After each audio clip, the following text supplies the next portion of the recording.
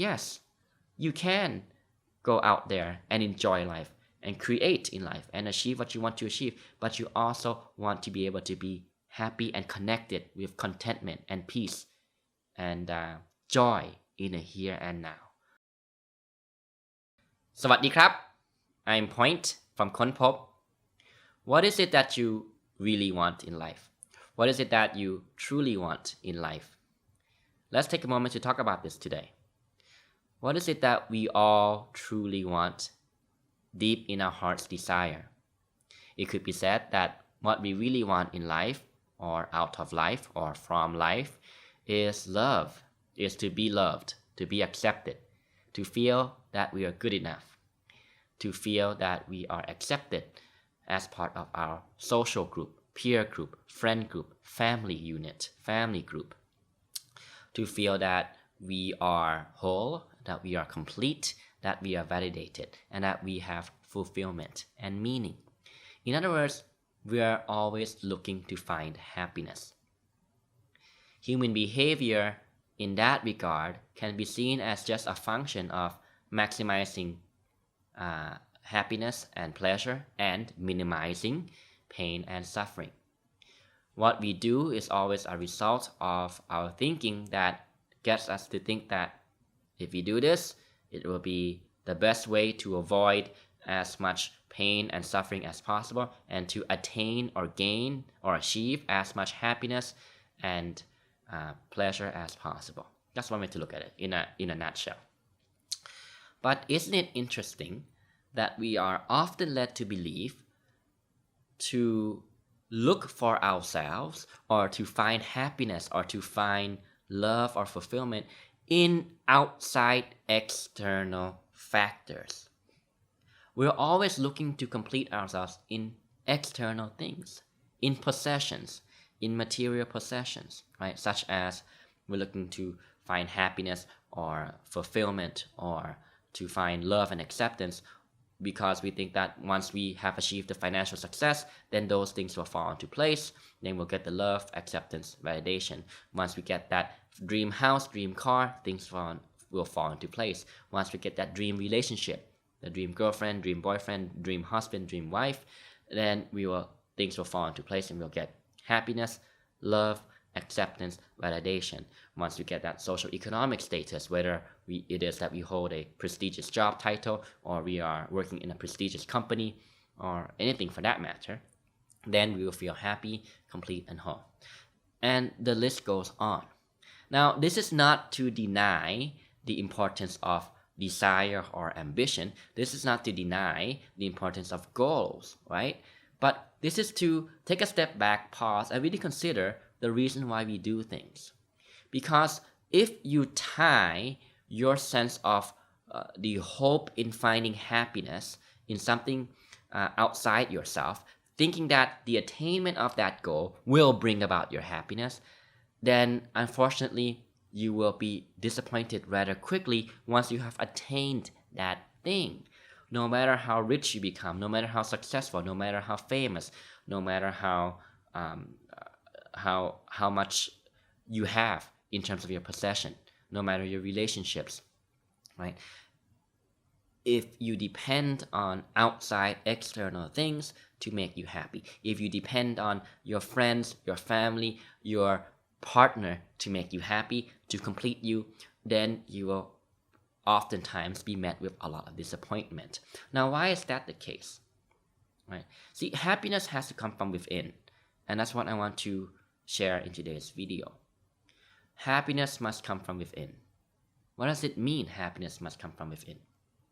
See, if we think that our behavior is, we engage in that behavior, we do this, we do that, we work in that job, we work in that field, we chase this career, we chase that girl, we chase that guy, we chase that money, we chase that material possession, we chase that fame.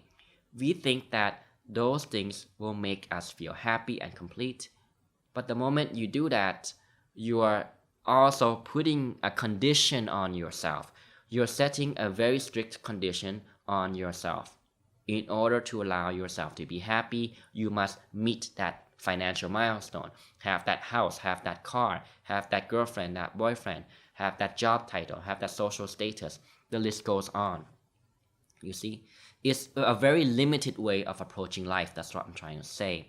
And the moment you achieve it, you'll find that the happiness that you get will be very short-lived, because you cannot depend on external things to fill you, to fulfill you, to complete you. You must learn to find that from within yourself first, and that's what I want to discuss in today's video. Now, this might sound abstract, right? What do you mean find love, find acceptance from within yourself? Let's put it this way. Wouldn't it be better if we can approach life in this following manner? That this is not to downplay the importance of desire or ambition. Of course, I myself have many goals, dreams, and desires and ambitions. But this is to come from a place of wisdom, I think. We really want to understand why we are doing something. What is the goal? What is the meaning behind it? What is the purpose? What is the drive behind it? Right?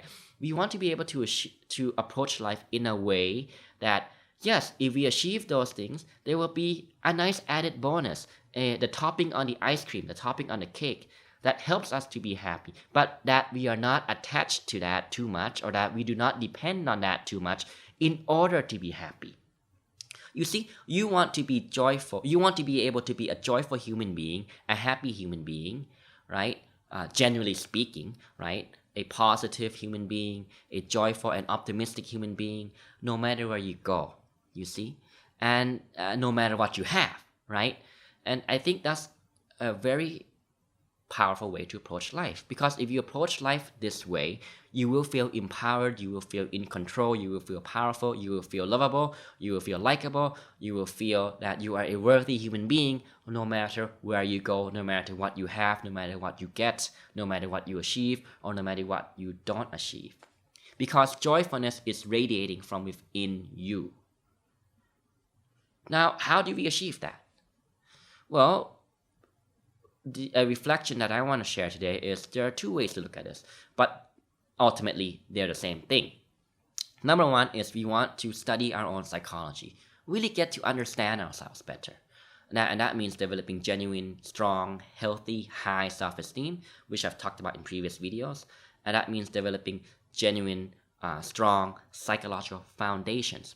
We want to feel that no matter what challenge life throws at us, right, we will be skillful enough and capable enough to manage it, to handle it, to cope with it, to tolerate it, and to accept it no matter what comes or no matter what happens. Think about this. Why do we ever feel stress? Why do we ever feel sadness, anger, disappointment, or any sort of negative emotion in life? We only ever feel those emotions in a situation where we perceive that we cannot control it, right? Where we perceive that we are not in control, or that where we perceive that the situation outside external factor has control and has power over us. But what if we approach life in a way where we train ourselves to be genuinely confident in our skill and ability to handle any of life's challenges, so that no matter where you go, no matter what disappointment you meet, no matter who meets your expectations, who doesn't meet your expectations, you will still be fine, because you know that you can cope with it and that you can pass through it, and therefore you feel empowered no matter what. And so I talk about that as well, both here in previous videos and in my coaching page, Thrive with Point. So that is about psychological training, right? That is approaching life through learning to develop strong internal psychological foundations. What that means is you want to develop a genuine belief that no matter what happens in life, you are always in control. You are always in control of yourself, you see? Yes, it is true. I cannot control the weather, right? I cannot control coronavirus, right? I cannot control COVID-19. I cannot control what the government does. I cannot control the economy. I cannot control the politics. I cannot control who will be nice to me, who won't be nice to me. I cannot control how other people think about me, right? But what I can control is how I react and respond to those situations. So if we really work on that, then we feel empowered in life. And we approach life in a more humble way, I would argue. because we understand the nature of life more. We understand that life has challenges, and we also understand that we have the skills to navigate through those challenges.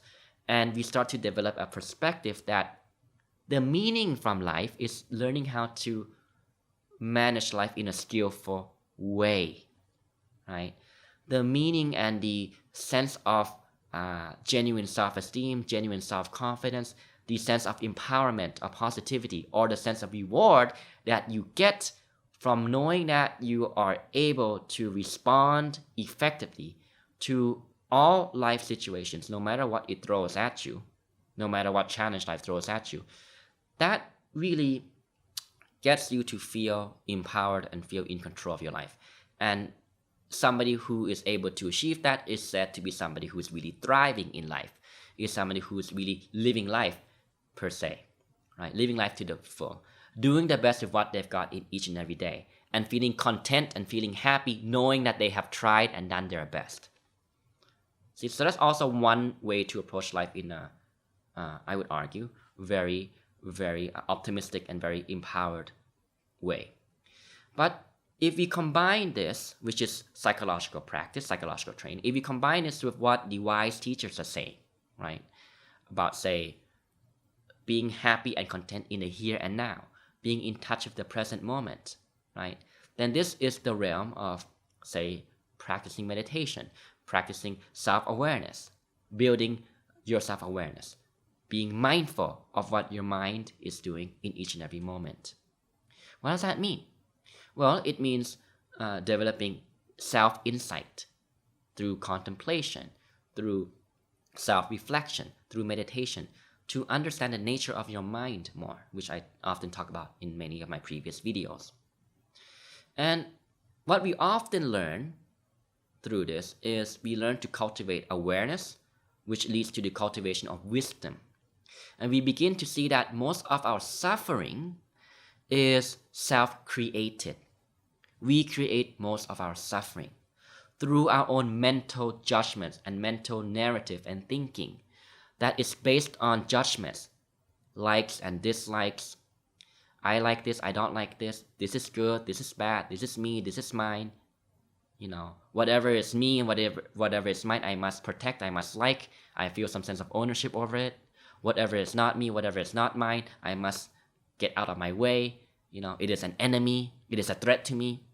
And that way of thinking produces a lot of suffering, produces a lot of judgment, right? And one way to look at it, which I think a lot of the wise teachers are trying to teach us, is that when we lead life through this judgmental way, which is a result of not being aware of what our ego or what our mind is doing, right? Then we will see that the reason why that produces suffering is because in some aspect, those judgments lead you to feel a sense of resistance to what is in the here and now, in the present moment, right? You are suffering because some part of your mind, some part of your psyche is in resistance to what is manifested in the here and now, in the present moment, how your current situation of reality is. And this is a result of being stuck thinking about the past, or being worried, feeling anxious about the future, right?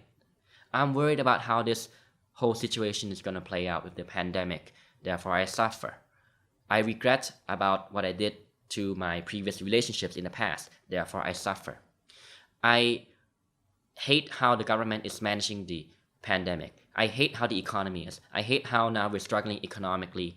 You know, I don't like that. It's bad. It's terrible. It's hopeless. Therefore, I suffer. The resistance comes from that way of thinking because you are out of touch with the present moment, which is here now. And in the here now, as the wise teachers say, there is no threat in the here now. There's actually, if you learn to quiet down your monkey mind and be in touch with what is in the here and now, what is in your direct experience of reality, free from mental judgments, you see, you'll actually find a much more peaceful state of mind.